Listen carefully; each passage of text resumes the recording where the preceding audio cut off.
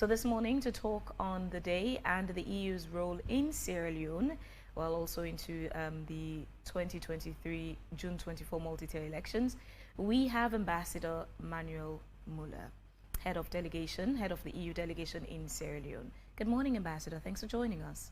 Good morning, Fabienne. Good morning, Samuel. I'm very happy to be with you here. Let's talk about the history of the EU Day. Tell us more about it. Yeah, the EU Day is also called the Schumann Day and refers to the Schumann Declaration, which the former French Foreign Minister Robert Schuman has done in 1950 on the 9th of May. And the main element of it was to put together under a common control some parts of the industry of some European countries, and also to build step by step a Europe, starting with a de facto solidarity, going to a more constitutional level. And it's very important to understand this in the historic context, because as we all know, between 1870 and 1945, in Central Europe, we had three wars. There was the war between Germany and France of 1870-71. There was the First World War from 1914 to 1918. And then the Second World War from 1939 to 1945. And at that time, at the end of the 40s, the beginning of the 50s, the so-called Cold War was visible and started. And the big question was, what can be made that in the future there will be peace in Europe? And this was a starting point. And you can, of course, not build peace and a European Union within one day. It's a step-by-step policy which was taken. And I must say that Robert Schuman is one who really was the right person to do it, because his own biography shows how important it is to bring peace into the region. He was born in Luxembourg by a mother who was Luxembourgish. His mother tongue was Luxembourgish. His father was born as a French in Lorraine, but as Lorraine at that time was annexed by Germany, his father had the German citizenship, so Robert Schuman was born as a German. He studied mainly in Germany and also in other countries. He then started to be a lawyer in Lorraine, which at that time still was German, but after the First World War, it was then annexed again by France, and then he became French. And he engaged in French politics. He was in resistance against the Germans in the Second World War. And I think he understood, from coming from this biography, that you have to stop all these things of war, annexation, violence, and so on, and to bring peace to Europe. And as, of course, coal and steel are are core elements of an industry which also can be misused in times of war. This was the first step to then, in 1951, create the European Community of Coal and Steel. And 6 countries came together, and now their coal and steel industry was under a common joint control, which is very important. And in 1957, with the Rome Treaties, a European economic community was created, which then was the core of today's European Union, with 27 member states, which developed over the years. And as Robert Schuman's declaration started also in talking about a de facto solidarity which comes up. As peace is important, this de facto solidarity, the European Union, of course, today shows to Ukraine. Ukraine is victim of the Russian aggression, and our Commission President Ursula von der Leyen, for example, for celebrating Europe Day, she was in Kiev in Ukraine to clearly show our position on that. So de facto solidarity, this is very much important, and we, of course, as I mentioned, Ukraine, we know about the difficulties which the Russian aggression on Ukraine brought to food security around the world, to the food prices, to the fuel prices, make many countries suffering. We will continue in our projects we are doing here to help Sierra Leone on its way to get less import dependent, and I would be happy when we talk about our projects as to you come go back there, to that. let's head to the EU's work with Sierra Leone in Sierra Leone. In what areas does the EU work with Sierra Leone? We have a long-standing partnership with Sierra Leone, and we have accompanied the country for many years, also mainly after the civil war. And our current program, which is a program from 2021 to 2024, is a program with an overall amount of 245 million euros. Will be mainly implemented in the area that we call green economy. This includes sustainable energy and agriculture. In the area of education, which is one flagship project of the government, and also the European Union thinks that human capital development is very important. And thirdly, in the area of governance, and this includes support to different institutions, and also in the framework of support to election management bodies. So let's get to talk. Let's first deal with governance. What are your interventions in the area of governance?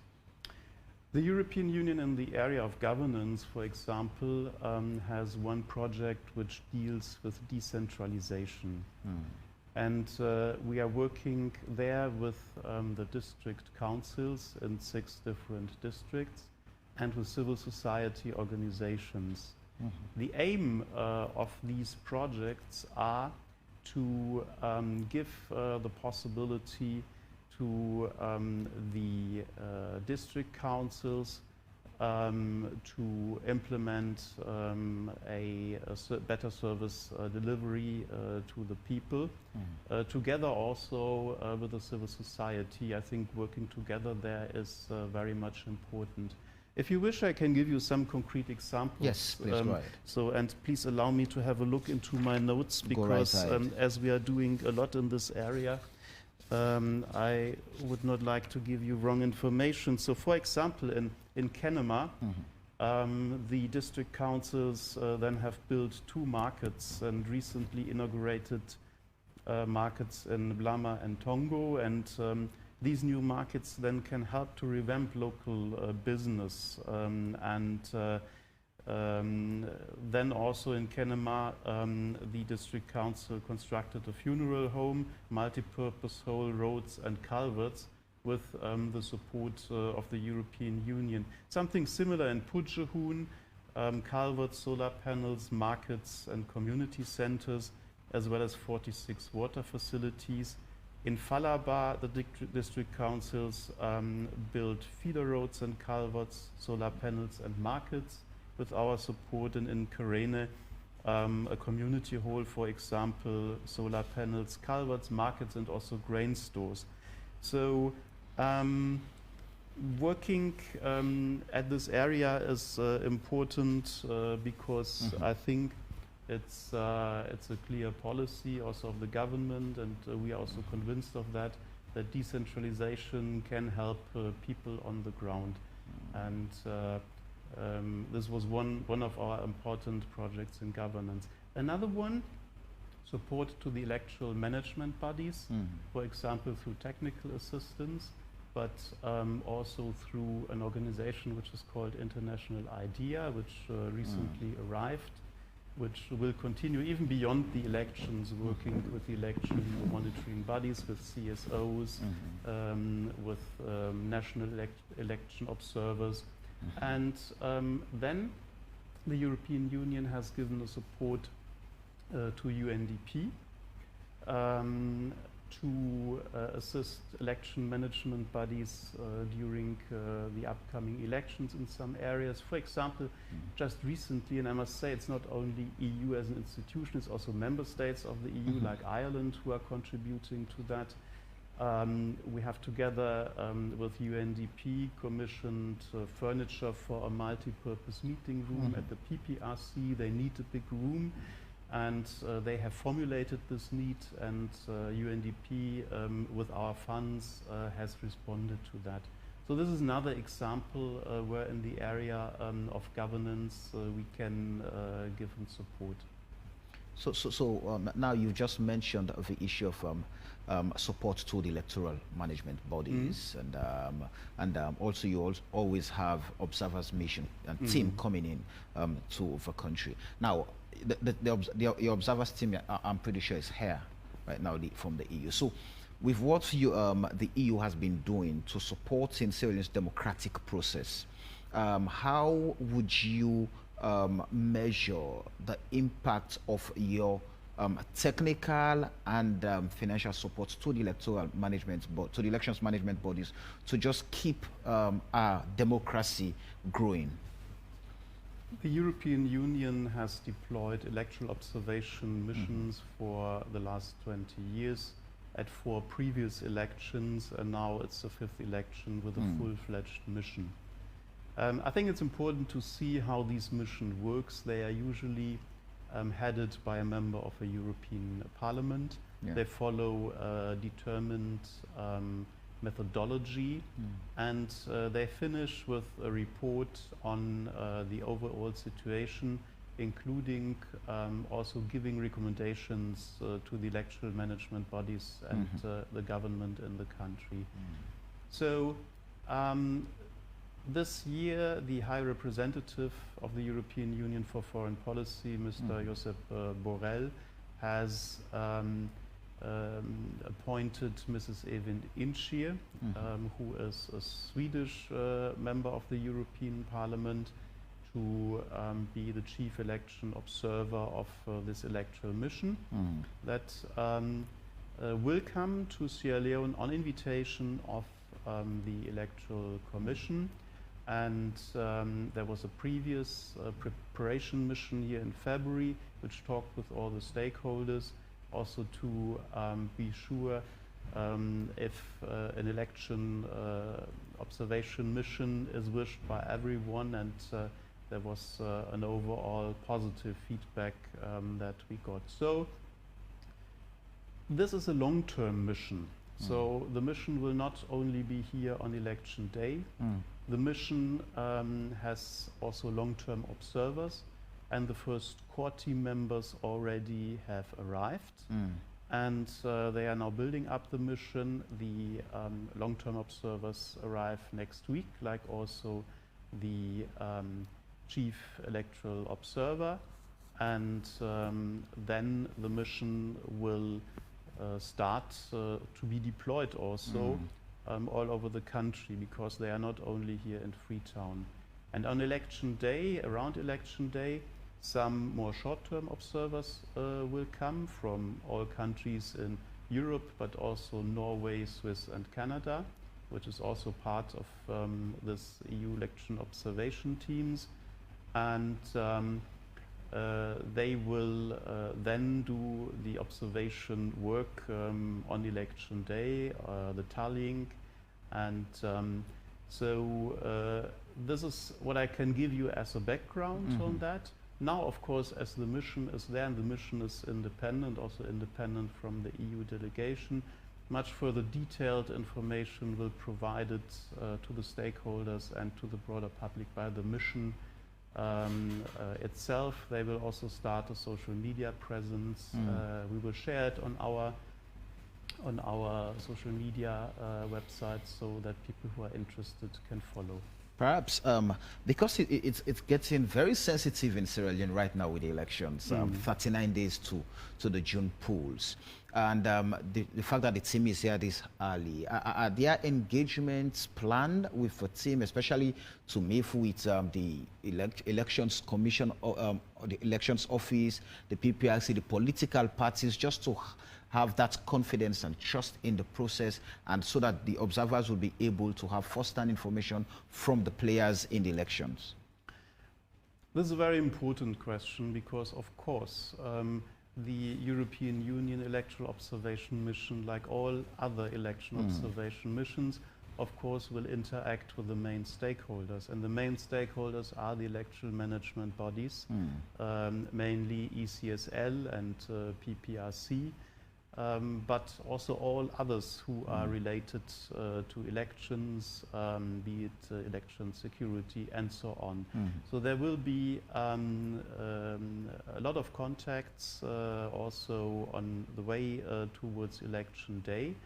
But this is then the task of the electoral observation mission, which, as I said, is independent from the delegation. So now let's talk about directly the other areas of your interventions in Sierra Leone's development agenda. We've talked about governance. Now, take us through the other areas of interventions and how they've been impacting the growth of Sierra Leone. Yeah.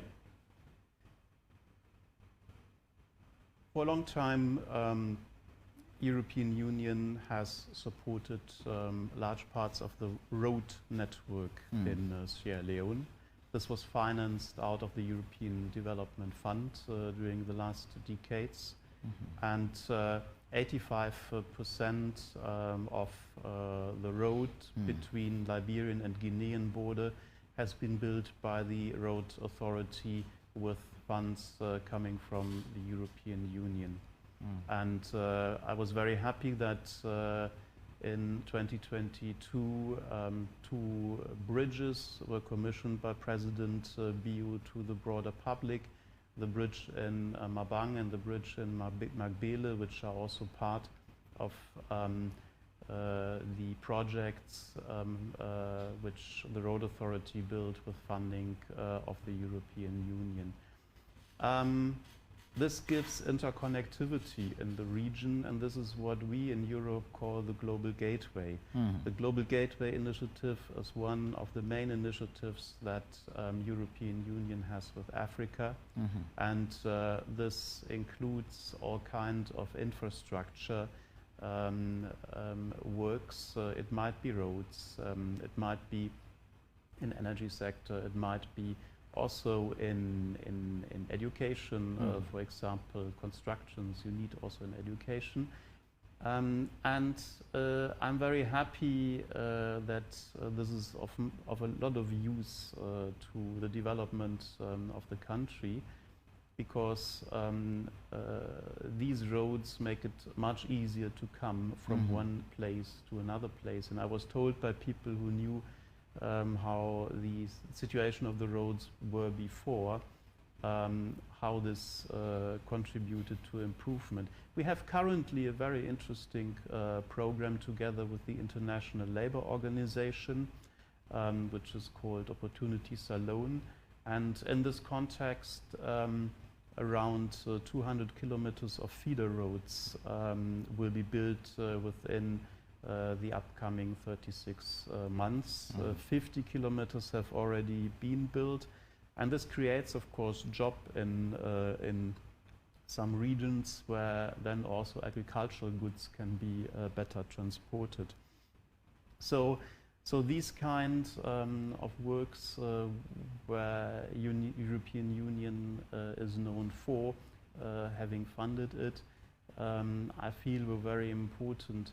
And of course, in the sector of green, in our green sector, we will continue to work in the area of agriculture. This is important, as I mentioned at the beginning. All countries in the world now have the interest to get less import dependent on food. And the country has a high potential, and the government, private companies are working towards a more efficient use of agriculture. European Union has been in the sector, been working, for example, with SLARI, the Sierra Leonean Agricultural Research Institute, an institute which, for example, researches on which kind of crops are of better use here in the country. We have an interesting regional project, West African Competitive Program, which helps West African countries, including Sierra Leone, on creating better value chain opportunities. For example, here in Sierra Leone, Wacom, together with cooperatives and also with the private sector, has worked in the area of cocoa, cassava and palm oil, putting, for example, also palm oil mills in place, and has also worked with the Sierra Leonean Bureau of Standardization on better possibilities of standardization together with UNIDO, and now recently a new mechanism was introduced here with the support of UNIDO, which makes that Sierra Leone and the Mano River Union is the first country internationally certified for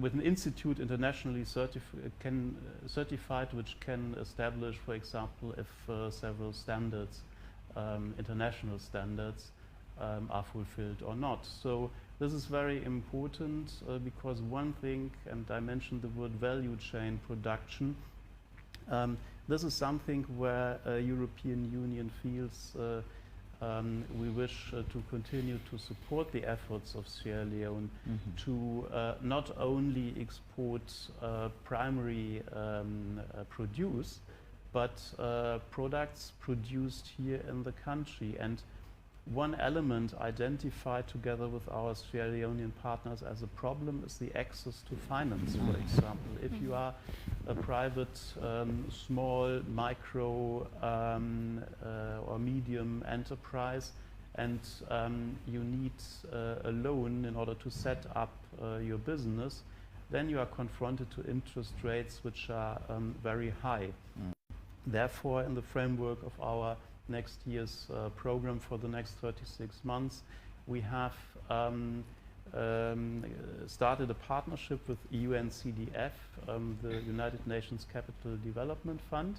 They will work together with commercial banks here, and with European money there will be created a possibility to give loans to a lower interest rate, and this will allow much more of especially the smaller and medium enterprises to get the necessary loans to set up value chain production. And this, I think, can help boosting the economy of the country. Usually with the international community we have in the country, they do have their set priority areas in terms of intervention to the country. What's the EU priority areas? I mean, priority areas of our intervention are usually set together with the government. Yeah, we don't come from outside and say what we think is the best to do, but we see what the needs defined by the government are. And we work, of course, on the basis of the National Development Plan that the government has decided. We now, for the next years, have agreed with the government on the areas of green economy, of education, and of a continuation of our support to governance. In February 2021, there was AU-EU summit in Brussels.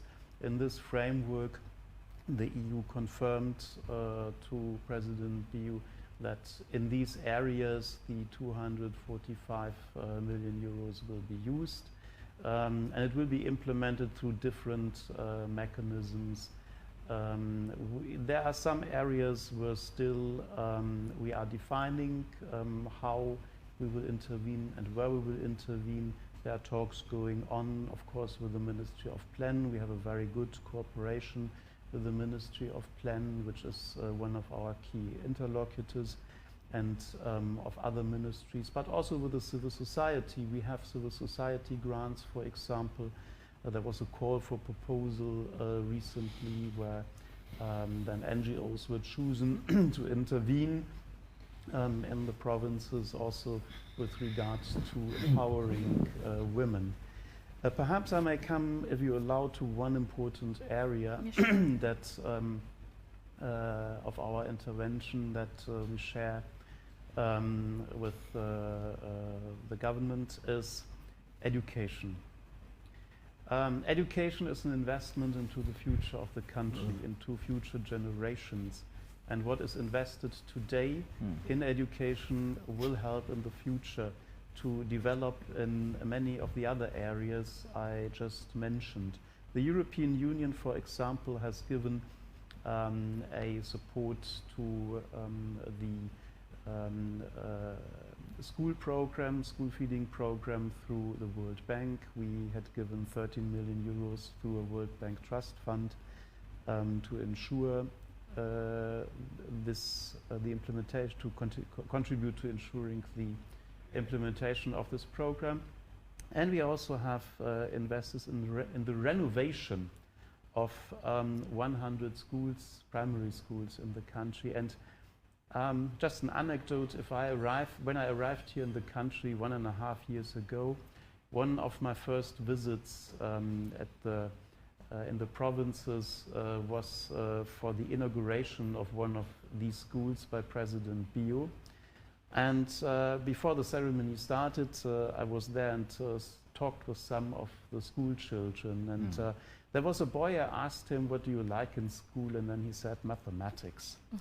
And then I asked him, yeah, and when you are adult, what would you like to be? What kind of profession? And then he said, President of the Republic. So you can see there are children with a lot of ambition. They will now have the opportunity to go through school. If this small boy wants to be president or not, I don't know. But I think we can be sure that if you have the possibility to learn in a school which is duly renovated and which allows you to undergo a normal school program, you will have the possibility later on to get a good job, and European Union is happy to contribute to that. In the past we also contributed